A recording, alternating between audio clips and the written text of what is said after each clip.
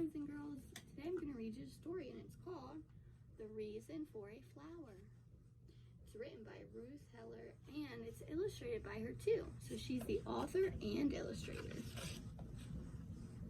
This one has become a plum. The reason for a flower. Birds and bees. And these. What do you see in this photo?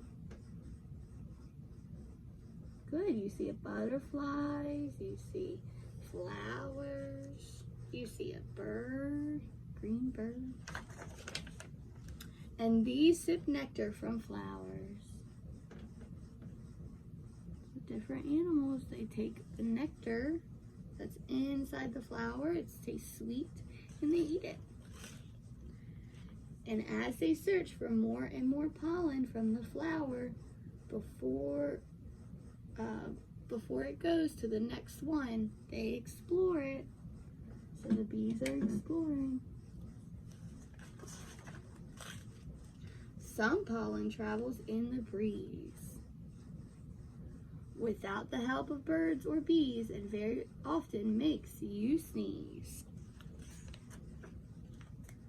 From the antler on a stamen to a stigma on the style, pollen grains must travel and stay a little while, and then you'll see the reason. For each flower. Even weeds, the reason for their flower is to manufacture, which means to make, seeds. They have a cover of one kind or another. Some grow inside a juicy fruit, and it's not odd to find them growing in a pod. See all of the fruits and vegetables that have seeds inside of them? The largest one is a coconut. Seeds travel far and wide. Some even like to hitch a ride upon a bike or on a shoe. Squirrels hide them and forget they do. Some have burrs that stick to furs and travel at a gallop on a rabbit.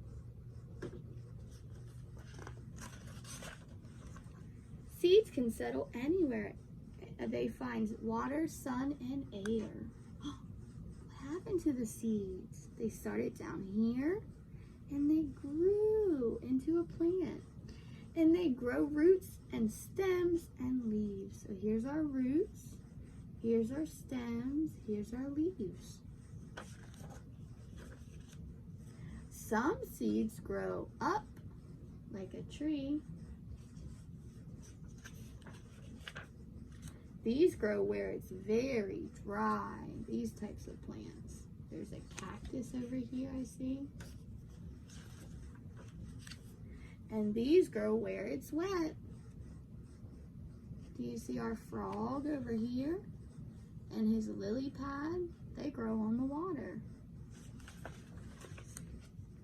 They may not look like flowers, but they are the most important yet.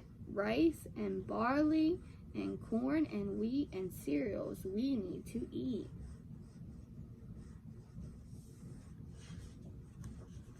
They are a treat for animals who don't like meat.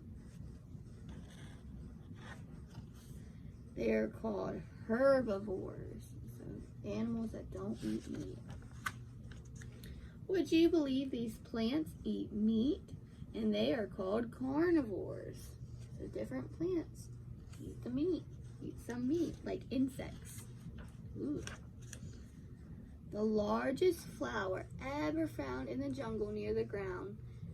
A parasite clings to the roots of the tree that feed it, and it's 3 feet wide, or maybe 4, weighs 15 pounds, and sometimes more, and has a nasty odor. This is called a Rafflesia. Whoa, that's a flower or plant I've never seen. But here's a flower that owns its fame to smelling very sweet. The scientists agree that magnolias seem to be a prehistoric family. So they were around when dinosaurs were. The end, boys and girls. Thank you. Bye.